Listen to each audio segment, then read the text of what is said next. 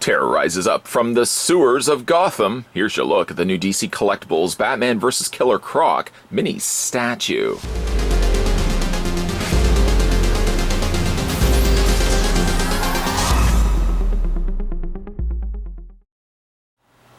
Faced with Killer Croc's monstrous size and power, Batman's best strategy usually involves keeping a distance while being prepared for the inevitable. This epic statue expertly captures the showdown between Croc and the Dark Knight, complete with carefully sculpted details like the texture of Croc's back or the remnant bones in his sewer domain. Limited to 5,000 units, this battle statue is rendered in 1/10 scale and will look great on any shelf, desk, or wherever it sits.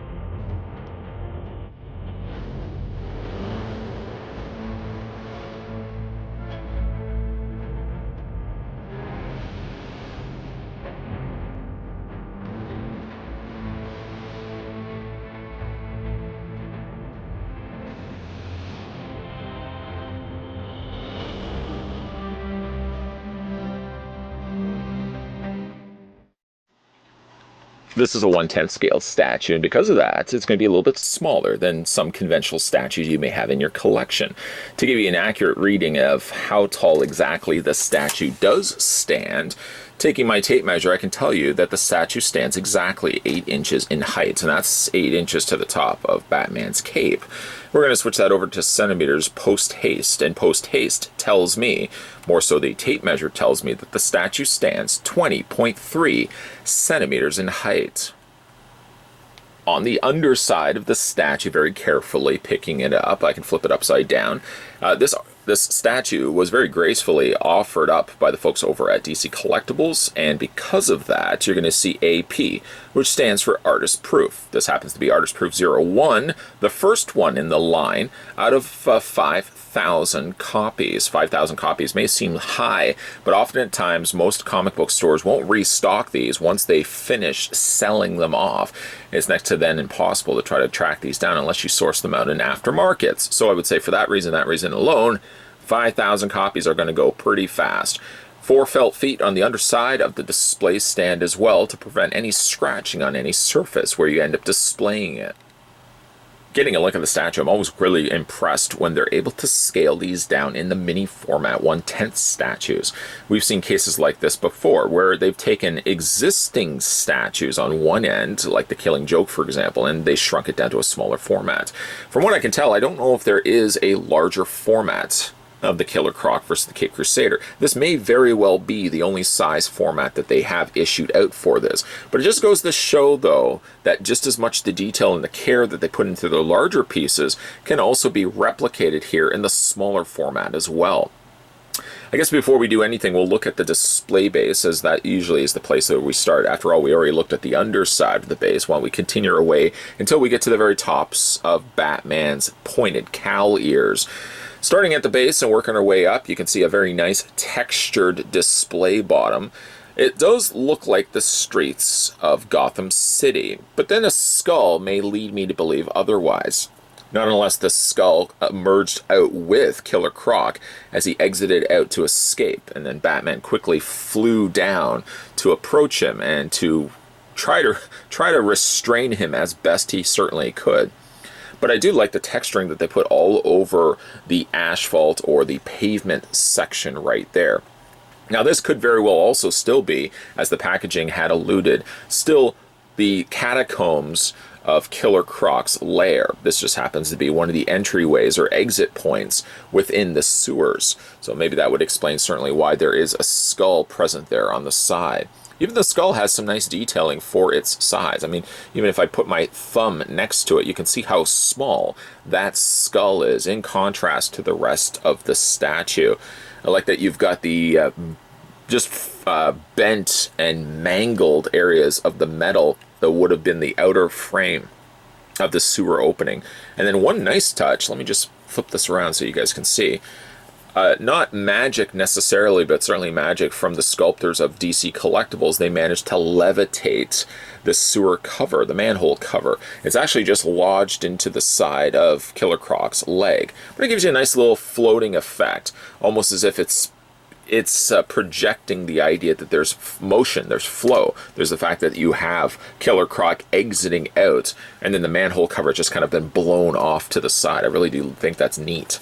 Getting a close look, again, making me think that this could be perhaps the top layer of Gotham's streets. You have a Gotham sewer manhole cover, but I guess it could still be within the sewer dwellings, but I'm thinking it's more so on the top surface. Speaking of the top surface, you can see all the little etchings and all the little pebbles and stuff like that, the nice little detailing that they put actually onto the surface space, in which, again, Killer Croc is emerging out from. As we work our way up, Killer Croc is wearing a pair of what seems to be jeans. They've added a little bit of darker color in there, just in the little side wrinkled areas, or kind of the recessed wrinkles of his pants. Working our way further still up. There's a lot of things you got to be a little careful of when holding this statue in your hand. For example, you'll see burrowed into the flesh of Killer Croc is a series of batarangs. Batman's first likely attempt to try to calm or subdue the beast. He's thrown several different batarangs that you can see have lodged into Croc's flesh. Some fantastic detailing done on the scale work here. And not only just the scaling is done great, but the paint also. You can see that there's lighter areas just on the tips of the scales, slightly a little bit darker in the blacks there as well. Getting a close look at Killer Croc's face. Opting to give him the longer snout, which I prefer myself. You can see that Batman has trying to wrap one of his grapple lines around his snout. You can see right there. Slight anguish, perhaps, or just anger, really. Killer Croc is, of course, fighting back, his tongue sticking straight out, very sharp teeth on the top and lower of his jaw. Some bandages wrapped around one of his arms. Actually, both of his arms. This arm up here just happens to be a little bit dirtier, but both of the arms are wrapped up, and there's some nice detailing on the front scale work of his underbelly, or like his main chest section there. As you can see, is a little bit lighter. I like that they put these transitioned light, not quite light beige, the light beige here. You can see right around the edge, right there, on the edge of the scaling before it gets into the darker green. They've put this kind of auburn, kind of slightly darker brown there. I really like that. So it doesn't go immediately right to the green. You get a little bit of that before then it ventures off into the green and the dark grays and stuff like that. It very much kind of looks like a pebblestone beach when you're looking at the scale work done to Killer Croc. Again, imagining, if you will, that this is a smaller format statue. I mean, after all, we did get the necessary dimensions on this. You're looking at 8 inches in height, and that's only about the size of most of their figure releases. So, I mean, it's not an overly big statue at all. One thing about the grapple line is it is a metal wire that they have used, and you can see at the very end of the grapple line is one of his other trusty batarangs. This is metal, so I guess you could manipulate it more than what you're currently seeing. I don't really know what else you would necessarily do. I guess you could wrap it even further around Croc's neck, but I'm more than happy just to kind of leave it on its own. It gives a more natural flow that he's throwing the line around, trying again to calm the beast. As we make our way then up, we can see the Caped Crusader doing his best to fight off, or at least to stop this menacing creature before he inflicts any damage to, of course, the patrons of Gotham. Looks like he's delivering a knee to the side of Killer Croc's face. That's what I'm trying to deduce from looking at this scene.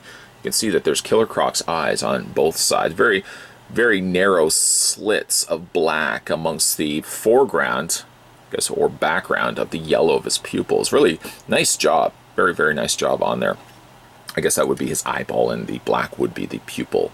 But again, really, really nicely done. You got a little bit what seems almost to be a bit of a white around the outer edges of those black slits. Just that little bit of extra care. Really appreciate that.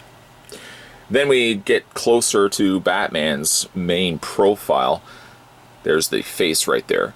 Very few oftentimes you'll see Batman's teeth visible, but there's a nice job on that. I like that they've given him the classic blue and gray. Granted, yes, this could be a statue that could easily work well also by swapping the blue out for the black. But so often we see Batman with the black cape, with the black cowl, that I'm so happy when we do get the occasional blue. It's more vintage for me. And I must say, though, nice choice of blue.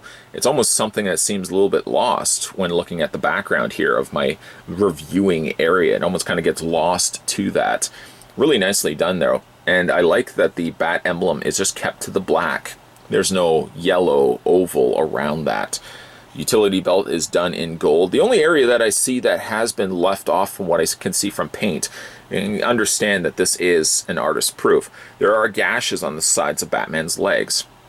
I would imagine that there probably would be something on the inside of that, whether you would see Batman's flesh or it would just be a dark crimson red, where now the gash has, of course, started to bleed. But there's 3 areas that look like they have been missed. And again, I just got to believe that it's part of the fact that this is just an artist proof. There's the undersole.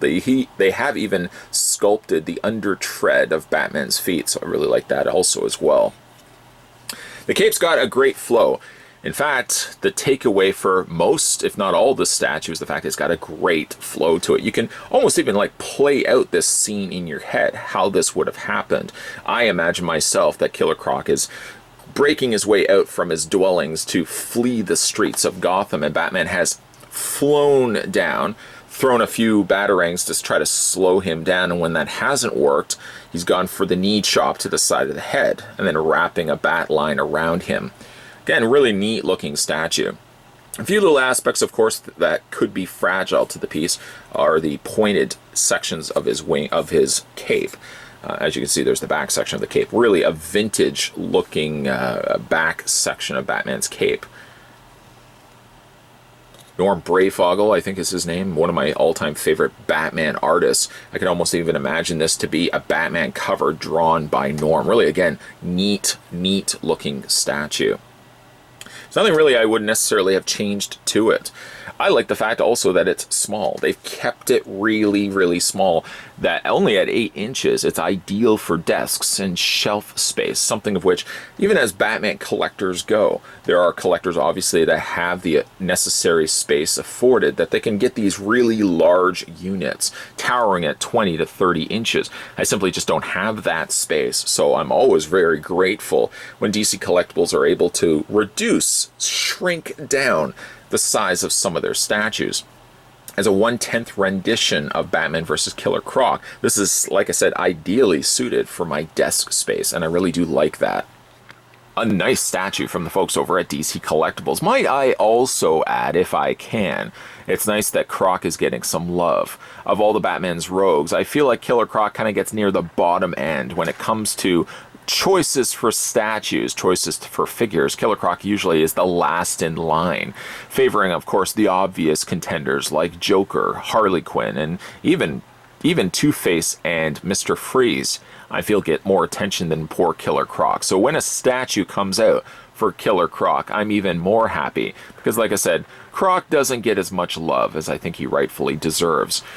This is, again, a really neat looking statue. Like the fact that they kept it small. Of course, they could always do the idea of making this a larger format as well, that they've done with the Killing Joke Joker, which I've had a look at the regular format, and then the smaller mini statue, if you guys want to go and check that one out as well. The neat thing about this one is that I like that they went with classic blue colors, but it's not to say if they did make or have planned on making a larger format of this statue, they could really easily swap the blue and the gray for black and gray and give reasons for collectors like myself who managed to get the smaller format to then want to get the larger format as well, because there will be a couple of little differences here and there. Like I said, the beauty thing about this one is it's small. The price point isn't as high as some of the standard DC Collectibles statue fare, and I think this one really fits a smaller environment. Like if you have an office, a small room, and you just don't have a lot of space, these mini statues are really the things that you guys could be sourcing out to deck out, to decor out your office space, or like I said, your room, or anywhere where you would like to display your statues. This one is slated for, I believe, in August, so it will be coming up soon. Again, a big thank you to the folks over at DC Collectibles who were nice enough to send this one my way for an early look. Today we were having a look at the Batman vs. Killer Croc. This was the 1/10 mini statue. Based on this review, let me know what you guys think of the statue down below. And certainly, if you want to check out some more DC Collectible reviews, there's a playlist on this channel just for that. Make sure you hit the subscribe button if you haven't done so already. Make sure you turn on the bell notification if you haven't done so already. And stay tuned, because we're going to have some other DC Collectible reviews coming soon to this channel. Thanks for watching, guys, and I'll see you guys next time.